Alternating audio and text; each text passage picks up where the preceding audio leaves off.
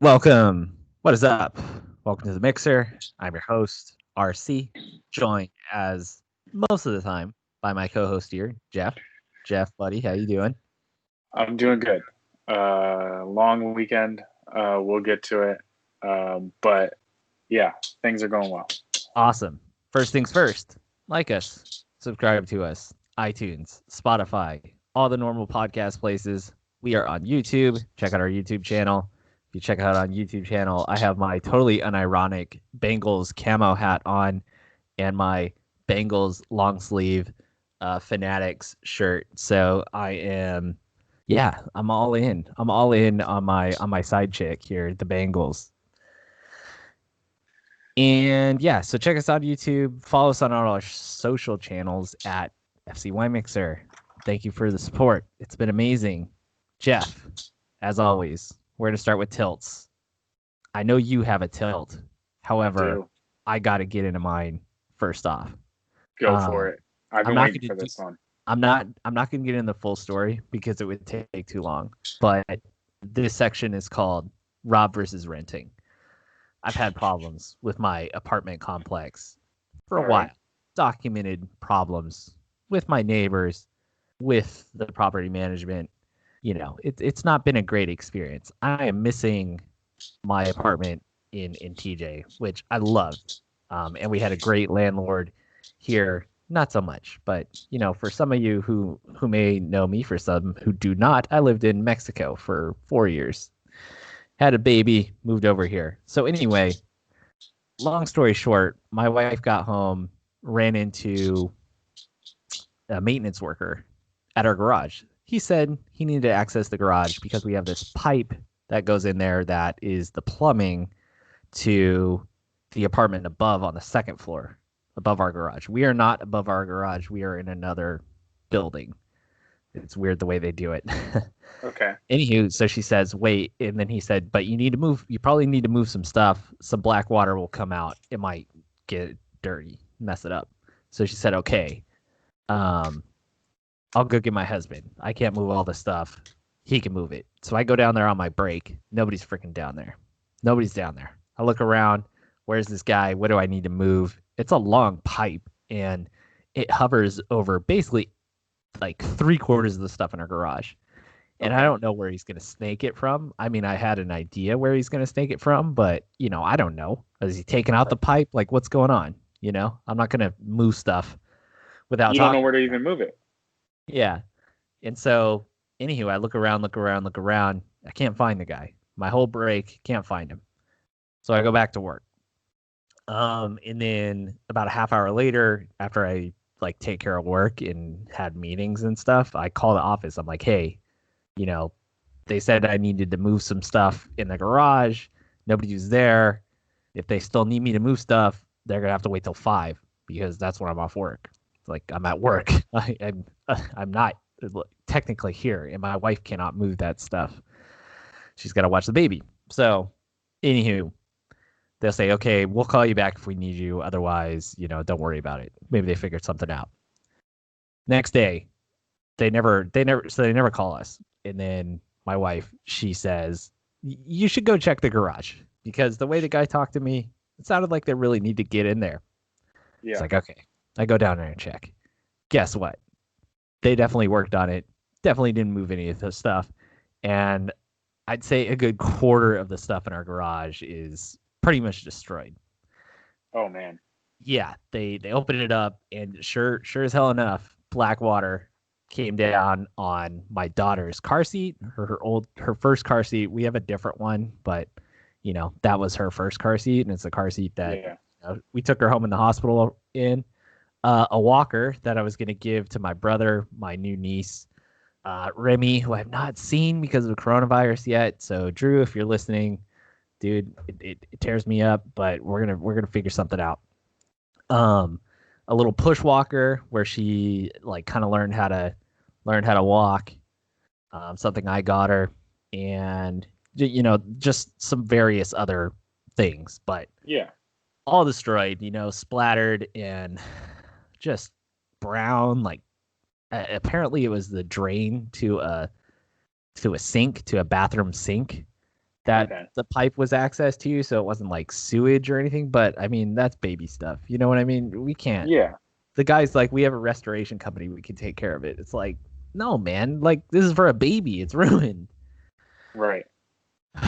So yeah, my garage and my baby's items are covered in most likely somebody's jizz, the crap that they wash off their hands in their bathroom sink, Oh toothpaste, man. and for sure coronavirus. For sure That's there's coronavirus all over my daughter's stuff, and it's ruined. that's rough. That's a tough one. Yeah, and they keep saying like, "Oh, give us a list, and we'll see about reimbursing you or getting replacements." It's like, you guys just don't get it, man. And they were supposed to give us stuff to clean up, and they gave us like 5 trash bags, which were too small, and that didn't seal. Of They gave course. us some gloves. The gloves are nice. And then we asked for like something to clean the walls, like some sanitation stuff. And they give us hand wipes, Wow. literal hand wipes.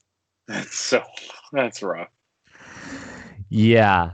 Yeah. So that's been fun dealing with. Um, yeah, we had to get my mother-in-law to come over so we could clean it up on the weekend when, she's got her own things to do. So Right. still in progress. I'll probably be updating everybody on that. The other tilt that I have is Rob versus Retail. This is a common thread as well. So I ordered. Have you've seen the Air Tati shirt, right? Yeah. So I ordered that from Breaking Tea, and it Okay. came, and I think it says girls medium or something on the tag, but it was. I mean, it looked like a nightie. I looked like some Instagram thought that had her thirst trap work or something wearing that thing. It Maybe like it that's a new career for you. yeah, it probably pays better. Um, it went down to like midway down or almost to my knee, but the sleeves, like the cut of the sleeves, it was the weirdest fitting shirt I've ever seen. Yeah. And anywho, so I messaged them, and at first I was just like, what's this just doesn't fit right. And then I checked it because I ordered 2 other shirts from there, and they fit fine. So I was like, all right, I'm gonna write them. I sent them a picture. They're like, oh God, I don't know what that is. We'll send you another one. And so Yeah. they made it right. So Breaking Tea, thank you, There you thank you go. for that. Jeff, you have a tilt. Let's get into I yours, do. buddy. So my tilt got solved, and it got solved properly. But just to give you guys an idea of what happened at the end of last week for me is I had so in one of my fantasy leagues, I had Dak Prescott. I'm the number 1 team, most points scored, blah blah blah blah. Dak gets hurt, right? Thoughts and prayers, I immediately Yeah, literally. exactly. I To death. immediately get bombarded with trade offers for QBs. Hmm. Okay. Because I don't carry a second QB, right? So I pick up Andy Dalton. He shits the bed, but I still get a win, right? So then going into last week, so I'm 5-1. Then like halfway through the week, people are still bombarding me for trades, and one guy wants to trade me like Deshaun Watson for my Calvin Ridley, and I'm like, sorry, dude. Like Ridley's the number 1 receiver in our league at the moment. He's just way more valuable than a quarterback, right? Yeah. Especially like we're not even talking like the top quarterback. We're talking like a mid-tier starter, right? Hmm. And so when I say that, I just want to clarify.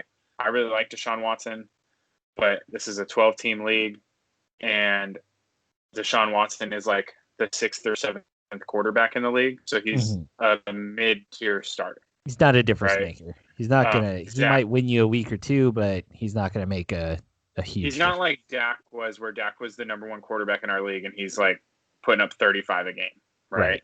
Right. Uh, so I'm just like, nah, I'll keep the number 1 receiver, right? And this guy gets like super butthurt about it, right? And then this other guy that was trying to trade me Lamar Jackson, just out of the blue, sends me I forget what the exact trade was, but it's like Lamar Jackson and Alvin Kamara for for Calvin Ridley and James Robinson. Or no, it's Calvin Ridley and someone else. I forget who it was exactly. Oh, Kareem Hunt. It was Ridley and Hunt, right? So he sends me that. And for me, that was an auto, because I have a replacement for Ridley. So I was like, auto accept, right? It gives me a good quarterback. I get the upgrade at running back from Kamara to Hunt. And yeah, I lose with Ridley, but I have a decent replacement for him, right? So I auto accept it. Yeah. The dude that was trying to trade me Deshaun goes on. And so we have a 12-team league, and only 4 votes were needed to veto, right? So first off, don't play in a league that has a trade veto option, right? It's just dumb. But so also, like, if you're going to be in a league that has one, make it at least be more than half the league has to vote for it, okay? But so he goes on and he's all butthurt, and he's like, no, this is the worst trade ever, blah, blah, blah, blah, blah, and gets like 4 other people to veto it, right? Gets the votes needed. So the trade gets vetoed. So then, I kind of complained to my friend who got me in the league, who runs the league, and I was like, hey, dude, like, I did a little math real quick, and because he has Lamar, but his backup was Goff, who's averaging just like a point or 2 less than Lamar is this year. And he'd be losing the 10 points, difference from Kamara to Kareem Hunt. But on the same token, he'd be gaining 10 points because he'd be able to start Ridley over Marvin Jones, right? So it's kind of breaking even there. But Ridley's not as big of a name, right? I get that. And people still think Lamar is on his record-setting year from last year, even though he's clearly not. And so, I talked to my friend, and my friend's like, well, this is the rule. And I was like, okay, like, just so you know, like, we're going to try it again. We're going to alter it a little bit. But, like, if the second trade doesn't go through, like, I'm out. Like, I told him, I was like, I'm quitting. Like, because this is more than fair. And I threw in James Robinson, right? And all he added to the trade was J.K. Dobbins, right? So backup, not even really playing. They still vetoed the second trade. So I messaged my friend. I said, hey, dude, I'm out. Like, clowns. This trade's more than fair. Right. I'm like, this trade's more than fair at this point, right? I mean, James Robinson this last week just went for 30 points, right? Like, he's a pretty solid running back option. He's definitely an RB1. Kareem Hunt's an RB1, right? Like, I'm giving up the number 1 receiver in our league, and it's just like, I don't know what else they would want in a trade like this, right? And so he actually agreed with me. He talked to, I guess they co-commissioned it. He talked to the other commissioner, and they decided to essentially push the trade through. And they told everyone, they said, you guys need to stop vetoing trades just because someone didn't make a trade with you, blah, blah, blah, blah, blah. Right. And all that. So my tilt is over. It was made right.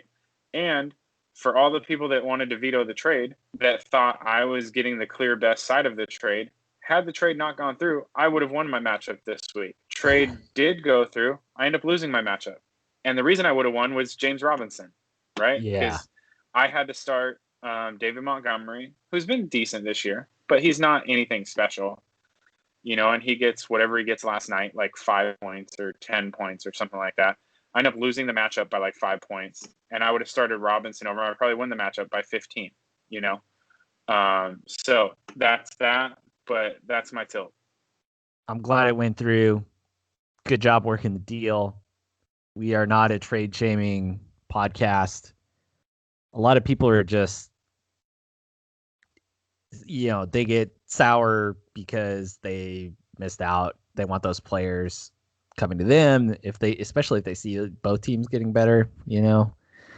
There's too much incentive to veto when exactly. It's an option. Well, especially too, like, like I said, I was the number 1 team in the league, and like these guys, there's literally one guy's comment was, "You're the best team in the league. I don't want you to have Kamara." Right? It's like, who cares? Like, that's not the point of a veto. Right. I'm glad our home league does not have the veto. Me too. However, should the situation arise, as long as you have a good commissioner that can spot collusion, that's That's all you need. I mean, that's really the only reason a veto should be used anyway, is Right. like clear collusion, because everyone values players differently. And, a bad trade is a bad trade, but like the NFL doesn't block trades. So why should we? You know what I mean? Right. Kind of how I feel about it. It's not the NBA. And they've only done that once. Was really bad, though.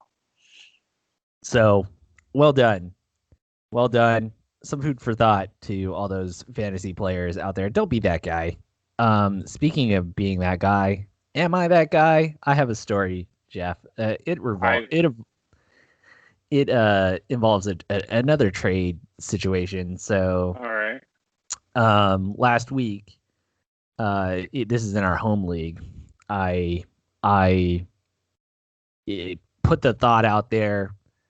I was going after Mike Williams and sent the owner a message, who would you want for Mike Williams?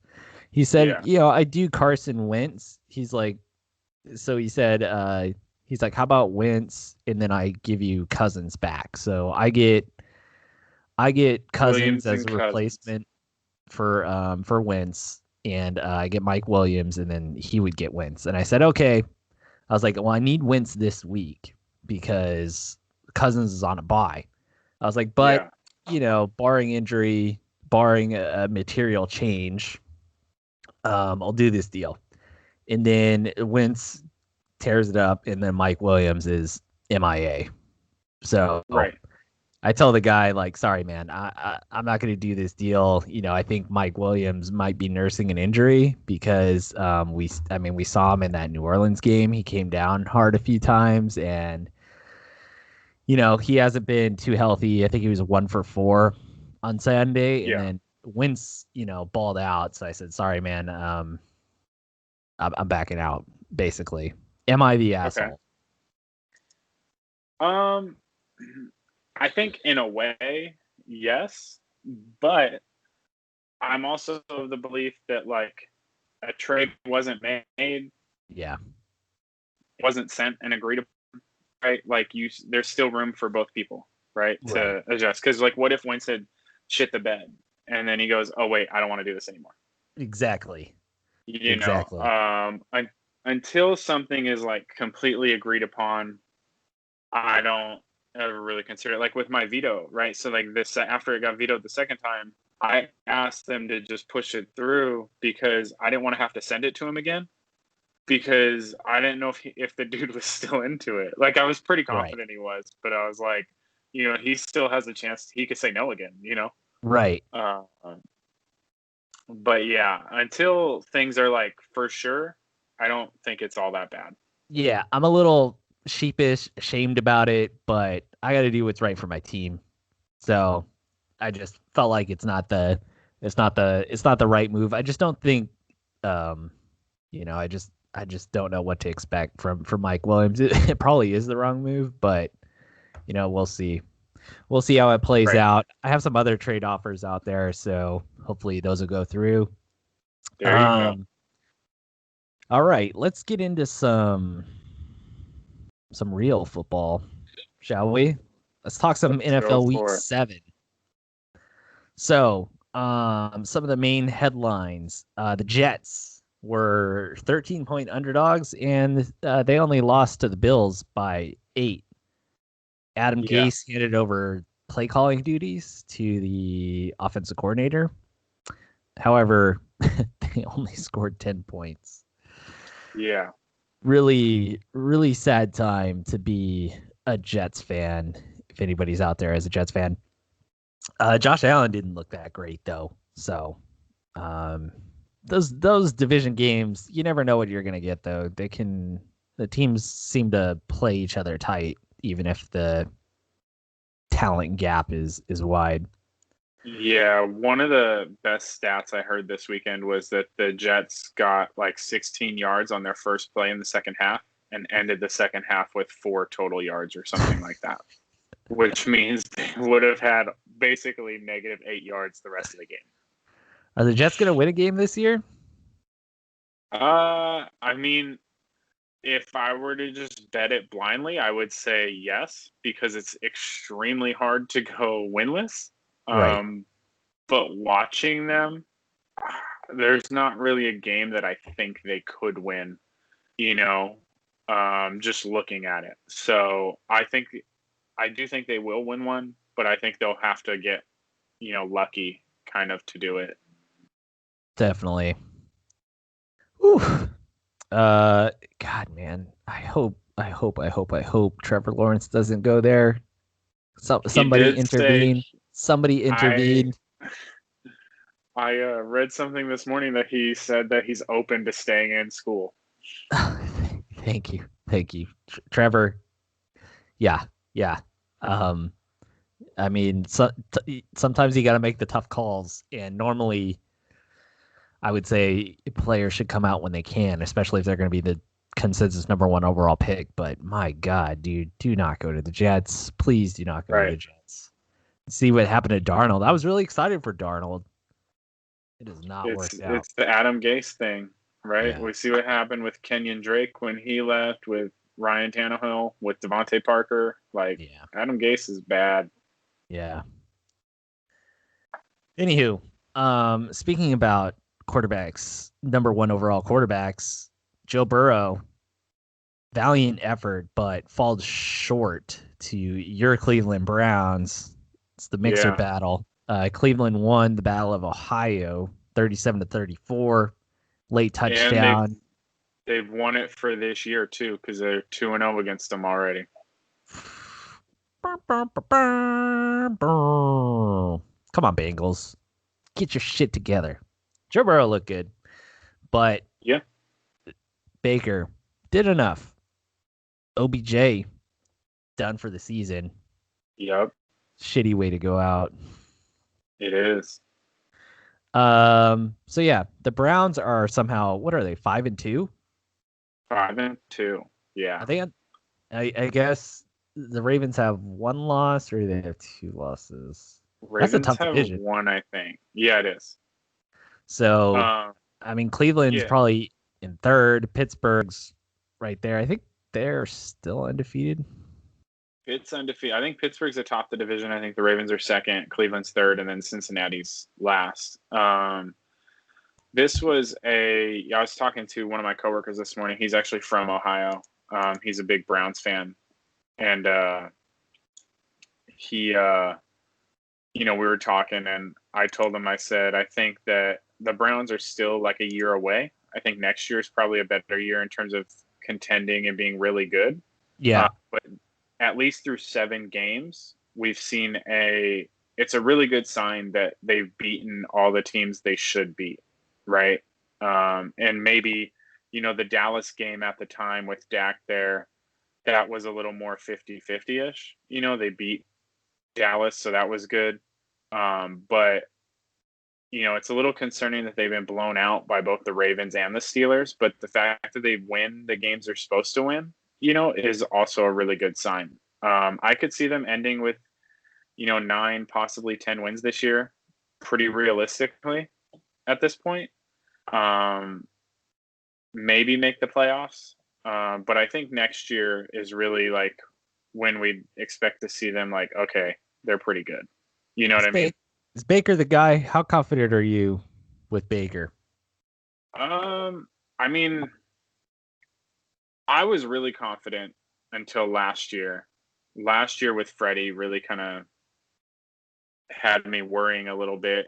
This year I've been worried a couple times. The Steelers game, I give him a pass a little bit because he was, based on what they said after the game, he probably shouldn't have played in that game. Mm-hmm. So that's kind of one of those tough ones. But, he is still questionable at times. He doesn't always look the most confident. But then you see, on Sunday, he starts the game 0 for 5 with an interception, and he ends the game 22 of 29 for 5 touchdowns and almost 300 yards. So that means he went, 22 of 24 after the first 5 passes. He's got it in him. Like 20 plus in a row or something. Yeah, he's got it in him to be a really good quarterback. I just don't know if last year messed him up too much. So, yeah. But I It'll feel pretty be interesting to see how he does without OBJ in there. Next few games might be an indicator of how, yeah, it if could Cleveland's be going to be shopping for a QB in the next few years. true. Although losing OBJ could be a little helpful to an extent because he does try to force it to him sometimes, which I'm not completely Right. against. But, OBJ went out real early in the game, and, Baker starts to spread the ball around after that and looks like a better quarterback. So I'm hoping that that's the case, and then maybe OBJ comes back next year and maybe force it to him a little bit less, But yeah, we'll see. The next few games will be real interesting. Atlanta. Speaking of interesting, Atlanta found a new way to lose. Pretty. I mean, this is the most. I feel like Atlanta and the Chargers are the same team. Atlanta maybe even outdoing them. So they lose 23-22 against Detroit, and they do so by Todd Gurley go. Have you seen the play? He tried to stop from scoring because they were down. I don't know exactly the score, but they just needed a field goal to win, and there is like a minute left or something, and I don't think Detroit had any timeouts, or basically the way that it played Detroit out. had one timeout left. Yeah, they could kneel. They had a first down, and they can kick a field goal with no time on the clock, which is an old school extra point. Right. Todd Gurley scored a touchdown. He just needed to sit down at the one, and he realized it. He realized it and tried to go down, and he fell into the end zone and scored a touchdown. And then Detroit gets the ball back. Stafford goes down the field and scores a winning touchdown. Atlanta loses by one. This is one of those that. Yeah, this is one of those that I don't blame Gurley at all. Like, scoring the touchdown's not bad, right? And it's your instinct. It's bad. Well, I mean, but it's like if they really wanted him to stop at the one, they never should have handed the ball off. Because, as you said, I saw somebody on Twitter broke it down. They got the ball with like a minute 15 left. Detroit had one timeout. They were like first and goal, basically, or whatever, real close. And all they had to do was kneel down a couple times and kick the field. They would have had fourth down with like 3 seconds left to kick the game-winning field goal, right? Which means if you make it, it's game over because it takes 3 seconds to kick a field goal, right? Mm-hmm. So if they wanted to go that route, they just never should have handed it off, and they should have just kneeled a few times. It sucks that they end up losing, but forcing Detroit to score a touchdown with a minute left, I'd probably take my chances if I were most of the teams in the league. That's not the worst scenario. Detroit happened to it, but I would bet that 80% they're not going to do that. I just think it happened to be, and the fact that it's Atlanta, it just makes it funny because they've done this a few times this year now. Yeah. Oh, man. Oof. Imagine being a Falcons fan. I know. It's rough. Speaking of struggling fan bases, the Cowboys get blown out by the Washington football team, 25-3. Andy Dalton took a shot, a late hit. His offensive lineman did not come to his defense. I mean, other than being an Atlanta fan, being a Cowboys fan has got to be rough right now. If I were Zeke, I'd start saying I was having complications due to the coronavirus, sit the rest of the year out. I mean, I kind of agree with you on Zeke, except Zeke's been really bad. Like, he just doesn't even look good. Also, if you're Dak, like, are you asking for like $500 million now? Like, this team, this offense looked amazing with you, like on pace to break records. And, the defense wasn't good, so you weren't a good team. But, now that Dak's been gone and they've scored, 12 points, 15 points since he's in the 2.5 games that he's been gone or whatever. Yeah. It's real bad. I didn't think Dalton, granted Dalton gets hurt. He didn't get the full game against Washington. I thought Dalton would be better than this right away because he's experienced. They have weapons, I've been a little disappointed. He hasn't been terrible, but he hasn't been good either. And it's just one of those things that, I think Dallas is realizing Dak was probably keeping some things together that were really messed up. Also, McCarthy's just probably not a good football coach anymore. I can't believe that guy got a job. After he said he sat out for a year and studied the analytics. Yeah. If I were Dak, I'd be trying to find my way to the Saints or the Bucks. I don't know how long Brady's contract is, but and the same thing with Breeze. I mean, Brady wants to play till he's 50, but yeah, that'd be my train of thought. I'd be trying to find my way out. I'm with you. Pittsburgh remains undefeated. They beat Tennessee 27-24. This game wasn't really close. Pittsburgh had a comfortable lead. Tennessee got a late touchdown to make it look closer than it was. Is Pittsburgh the best team right now? They seem to be the most consistent. Think so. This was really, they beat the Browns, who had a good record. They beat Tennessee. Tennessee's the best team they've played. Other than that, the teams, they're 6-0. They haven't played the Ravens yet? No. I'm waiting until they play the Ravens to see how good they really are. I don't think they're bad. I don't think they're the best team. I still default to the Chiefs as the best team in the league. But I think Pittsburgh's in that conversation. They have so many ways to beat you, whether it's Deontay Johnson, Juju, James Conner. Also, if you're a James Conner owner, one touchdown gets called back. He ends up with, I think, 16 points in a PPR league, and he had a touchdown called back, and he had another touchdown go right through his hands. Oof. Easily could have been, about a 30-point day for him, and gets about half that.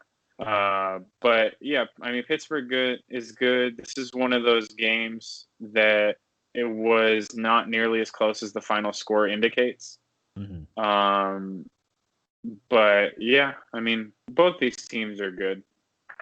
I have a futures bet on the Steelers to win the Super Bowl. It just feels like one of those odd Steelers years every 5 years that seems like they sneak into the Super Bowl and pick up another ring. I could see that.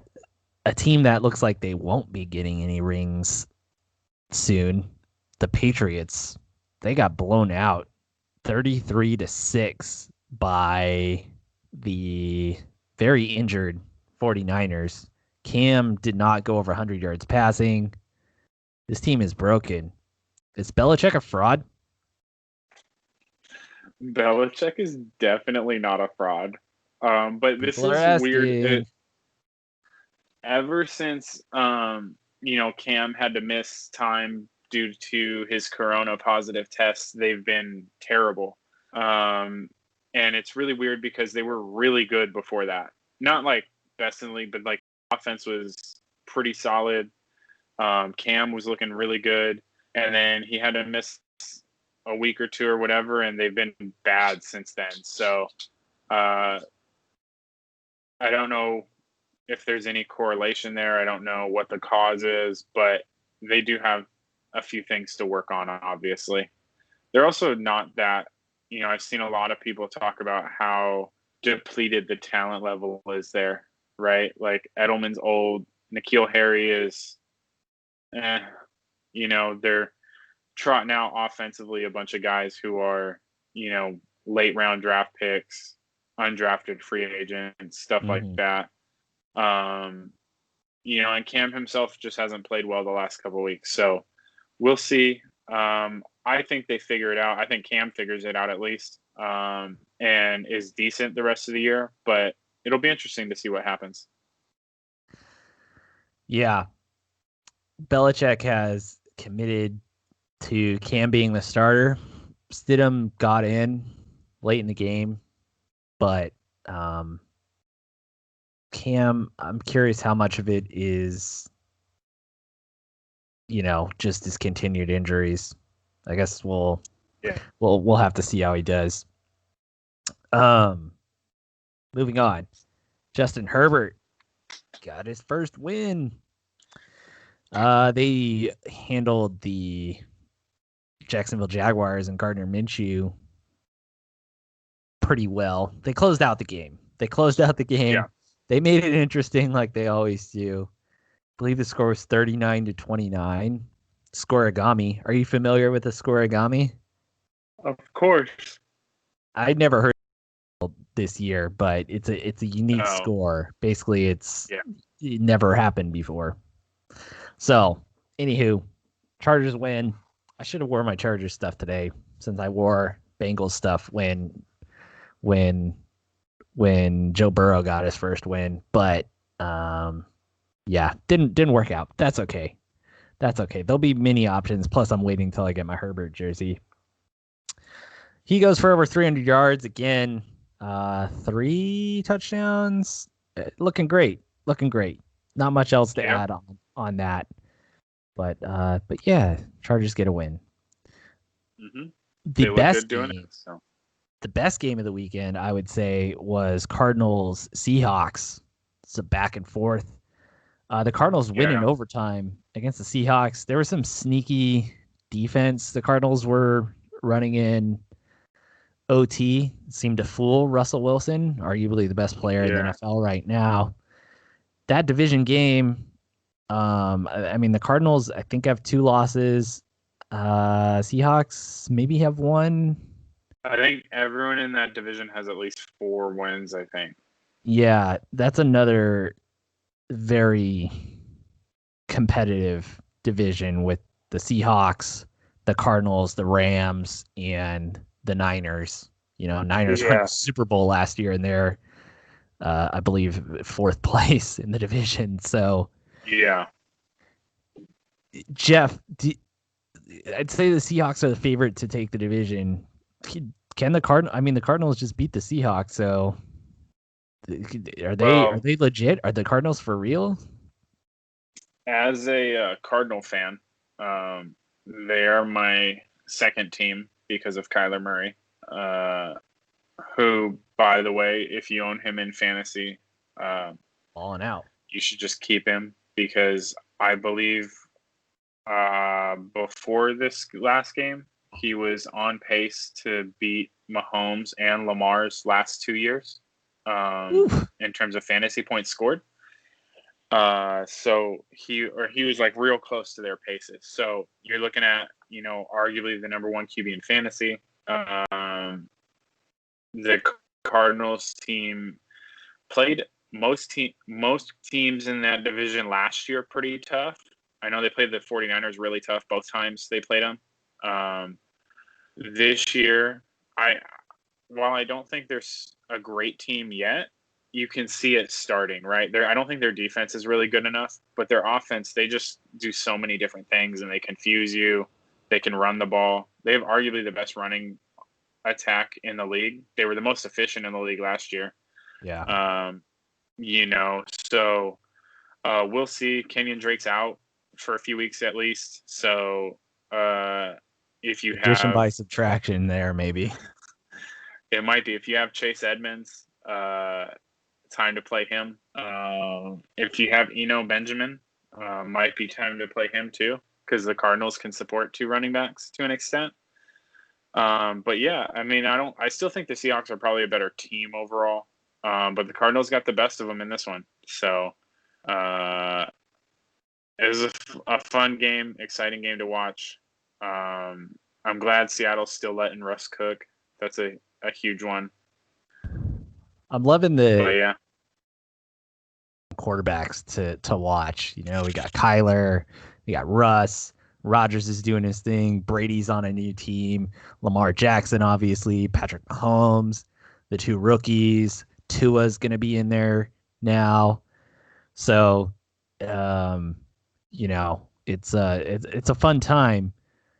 Yeah. Kyler, he's so confident with the ball running around. He seems so decisive when he just tucks the ball and goes, and he can just wiggle through all the spaces. He's also really good at not getting hit. Yeah.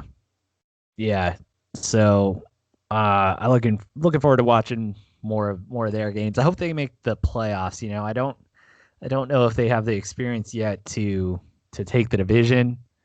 However, it's not like the Seahawks have the same kind of prestige that the Patriots do, where they're guaranteed to win, 12, 13, 14 games. Right. So it's anybody's game, but I just think they'll figure it out due to experience and Pete Carroll's savviness. I saw these hypotheticals.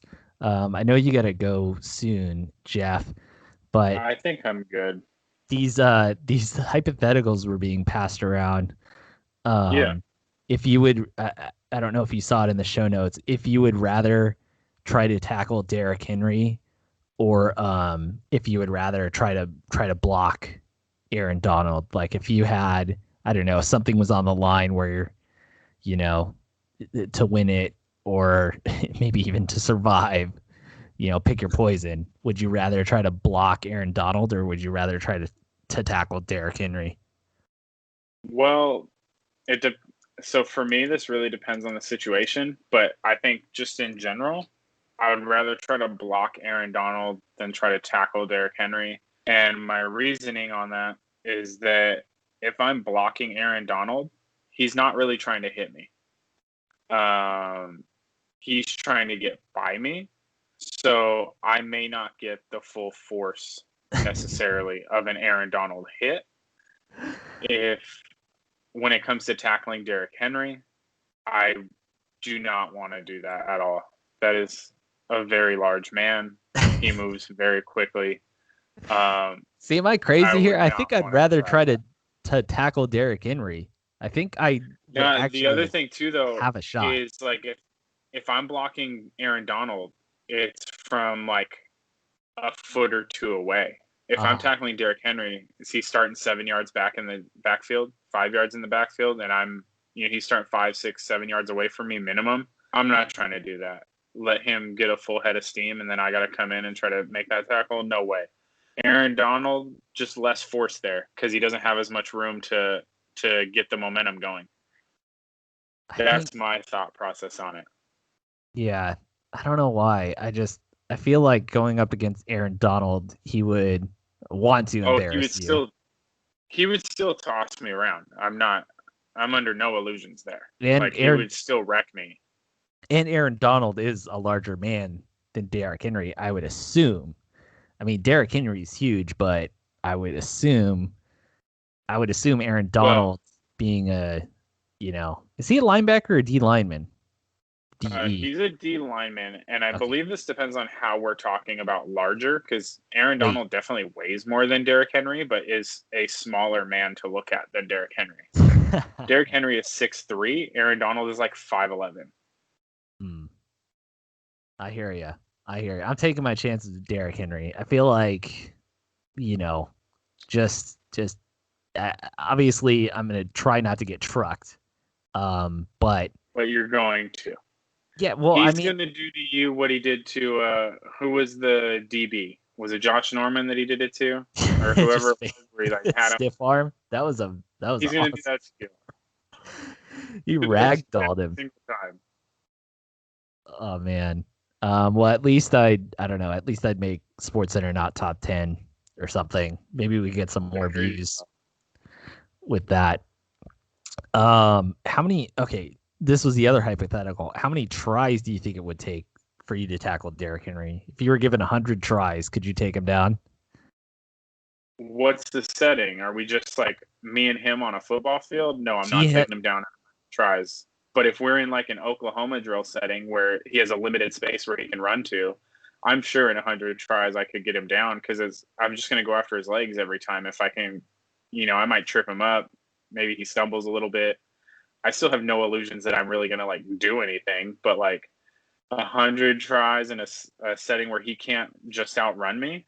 If I get in the way, I could trip him up at the very least. Yeah. I feel like I could do it within 10. I don't know how, but I probably have a very misheld perception because I used to tee up against Corey, a friend of ours, when we played, backyard football. And he was a tough guy to tackle, but I could get him to go down. I didn't. It took me like 3 or 4 tries. Not taking anything away from Corey. Huh? Not taking anything away from Corey. But Corey's not 6'3", 240, running a 4.40. This is a good point. Still, he prepped me. Maybe not 33-year-old Rob. That's battling time here, but 26-year-old Rob, I think could do it. Oh my God. Moving on. The World Series. What a wild game 4. That was fun. Series right now, we're heading to game 6 tonight. There is a game starts at 5:08. We have Tony Gonsolin going for the Dodgers and Blake Snell going for the Rays. Seems to be some sort of bullpen day for the Dodgers, basically. Kershaw took his second win in Game 5 after the Dodgers lost that amazing Game 4. Very quietly having a very good postseason. Kershaw? Yeah. Sub-3 ERA, 5-0 or something like that. Yeah. He's the man. I love Kershaw. Do the Dodgers wrap it tonight, or are we going to Game 7? I think they wrap it up. I think if they were going to lose this, they would have lost Game 4. Or wait, they would have lost Game 5 after the momentum swing to Tampa Bay. They took it right back. I think they just end it tonight in Game 6. This Rays team is scrappy. I don't know, since it's a bullpen day, well, not a bullpen day, I guess we don't know what the plan is. I think they would have rolled out a different starter if they wanted somebody to eat some innings. What I read is that everyone in the Dodgers bullpen is available except for Walker Buehler, Julio Urias, and Clayton Kershaw. Yeah. I'm curious if they're, if it goes to Game 7, if they go Buehler, Kershaw, Urias, that'd be interesting. All hands on deck, firing all guns. I think the Rays somehow get it done. I mean, we saw the magic with Game 4. I thought they were dead after wasn't Game 1 a blowout? Was it? I feel like I've thought that the Rays were done a few times, and every time I thought they were done, they've come back the next night and won. It's been going back and forth. So even though my head is telling me, the Dodgers are out there the best team in baseball, the Rays, okay, they won Game 4, but they're just gonna be outclassed. Reading the tea leaves, it seems like they're gonna figure it out. I could just be made look a fool with this in-depth analysis, but that's just a read on the series. And the Dodgers, having not won that World Series and being so close after many tries, might just play a little tight. So right, that's the narrative I'm going with. Go Rays, go Rays. I'm also mad because I considered betting the Dodgers to win in 6, which they have a chance to do tonight, and instead wanted to play a little bit longer odds and bet the bet the series sweep, and that didn't play out. So I'm going to Dang. be a little more angry if they don't pull it off. Let's talk some Formula One, yeah? Already. Everybody's favorite topic. So this was the Portuguese Grand Prix to a new track added on due to the coronavirus and other racetrack cancellations. Well, is it a new track, or is it just that they haven't been there in a long time? It's new to F1. New to F1. Okay. Like many of our listeners. Looking at the track ribbon, the layout, I looked at it and said, why is the Barcelona circuit on here twice? It looks very similar. Portugal neighbor to Spain. So I didn't expect much because that track is boring. I know some sports car teams do, like Toyota, do some of their Le Mans testing at this track. And so I've seen pictures and stuff, but I never seen video. It's a roller coaster. It's up and down. There's some camber, some banking in the corners. It was a really fun track to watch because, going down the main straight, they drop down a pretty significant amount into turn one, then they climb a hill, and all the corners are on, these rolling, bending hills. So a lot of different attack angles, and it made the first few laps really exciting. It's a really wide track too. It is. That was kind of fun to watch, although the straightaway into the starting/finishing line seemed extremely easy to pass people on. From what I watched. Broadcasters were saying they got the DRS settings wrong. They can control their rear wing opening for how long, and they got that one wrong, which you expect in since it's the first time there. Hopefully, if they come back, they can kind of wind down that a little bit. Yeah, it sounded like they said they needed to make it like 100 meters shorter or something like that, is what the announcers were suggesting at one point. Right. So the opening laps were exciting. There was some rain in the opening laps. So a lot of cars were kind of trying to find their footing. It's also colder. They're racing in Europe later in the year than they normally would because of the coronavirus and cancellations in places like Singapore. They used to go to Malaysia, Brazil, all these tracks kind of in the southern hemisphere that they even coming here to like Texas. Usually, warmer weather. They're usually in warmer climates this time of year, so the tires are going to be colder, not sticking as well, especially in the opening laps. We saw Kimi Räikkönen flash his once greatness. I think he climbed from 16th to 6th in an Alfa Romeo in the first lap. He said after the fact he didn't know what everybody was doing because he was just cruising by him. So that was fun to watch.